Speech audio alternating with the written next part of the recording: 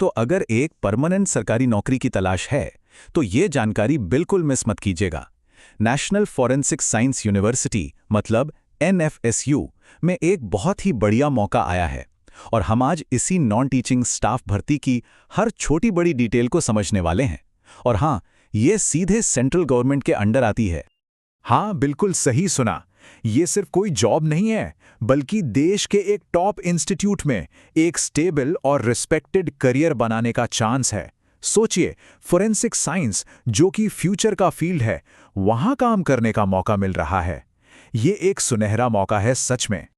और जानते हैं सबसे बढ़िया बात क्या है? ये एक सेंट्रल गवर्नमेंट की जॉब है।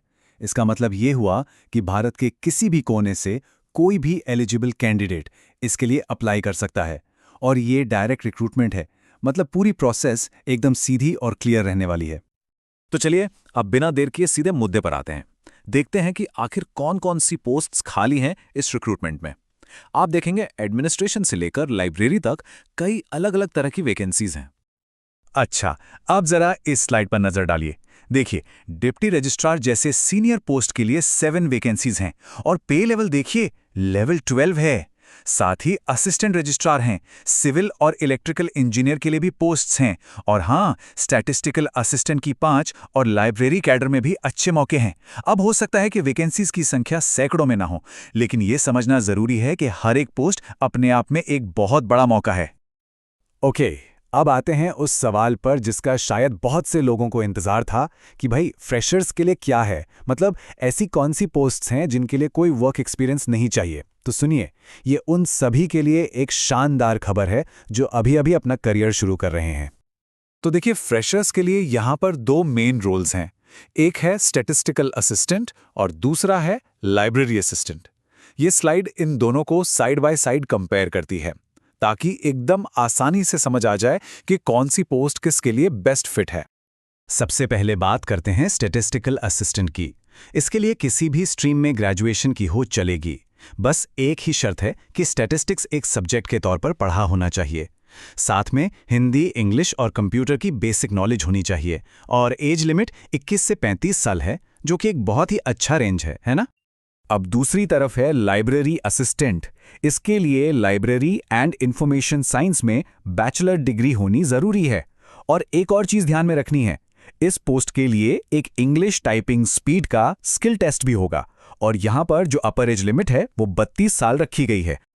ठीक है, तो अगर एलिजिबिलिटी मैच हो रही है तो जाहिर है अगला स्टेप यही होगा कि एप्लीकेशन प्रोसेस को समझा जाए।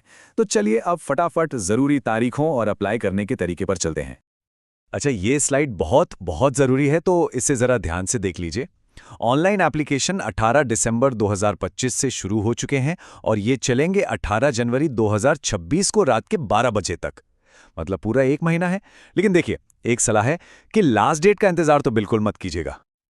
अप्लाई करने का प्रोसेस ना बहुत ही आसान है। सिर्फ 3 सिंपल स्टेप्स हैं। समर्थ पोर्टल पर जाना है, ऑनलाइन फॉर्म भरना है और आखिर में एप्लीकेशन फीस जमा कर देनी है। बस, सब कुछ ऑनलाइन है, कहीं आने जाने का कोई झंझट नहीं।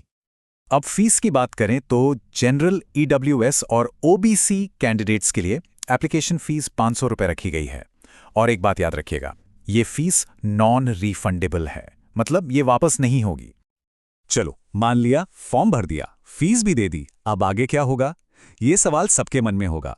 तो चलिए अब ये समझते हैं कि सिलेक्शन का प्रोसेस आखिर होगा क्या और कैंडिडेट्स को किन किन स्टेजेस से गुजरना पड़ सकता है। देखिए, सिलेक्शन प्रोसेस हर पोस्ट के हिसाब से अलग अलग होगा। ज़्यादातर पोस्ट के लिए तो एक रिटन एग्जाम होगा और जैसा कि हमने पहले भी बात की, जिन पोस्ट में टाइपिंग जैसी कोई स्किल चाहिए वहाँ स्किल टेस्ट भी होगा। और हाँ, जो सीनियर लेवल की पोस्ट्स हैं एक्सपीरियंस वालों के लिए, उनमें इंटरव्यू के बेसिस पर भी सिलेक्शन हो सकता है। और अब एक ऐसी बात बताने जा रहा हूं जो इस मौके को और भी ज्यादा खास बना देती है। देखिए, इस तरह की जो स्पेशलाइज्ड यूनिवर्सिटीज होती है ना, इनकी भर्तियों के बारे में ज्यादा लोगों को पता ही नहीं चलता। और इसका सीधा मतलब क्या है कि यहां पर कंपटीशन थोड़ा कम हो सकता है, जो कि एक बहुत बड़ा प्लस पॉइंट है। तो आखिर में एक बहुत जरूरी सलाह, अप्लाई करने से पहले प्लीज ऑफिशियल नोटिफिकेशन को शब्द दर शब्द बहुत ध्यान से पढ़ लीजिएगा। सारी की सारी जानकारी वहीं पर मिलेगी। और अगर मन में कोई सवाल आता भी है तो उसके लिए उनकी ऑफिशियल ईमेल आईडी दी गई है, उसी का इस्तेमाल करें। तो अब सवाल सिर्फ इतना है, क्या देश के एक इतने शानदार नेशनल यूनिवर्सिटी में ये जो अनोखा मौका आया है, ये किसी के भी एक बेहतरीन करियर का अगला पड़ाव हो सकता है? इस पर सोचिएगा जरूर।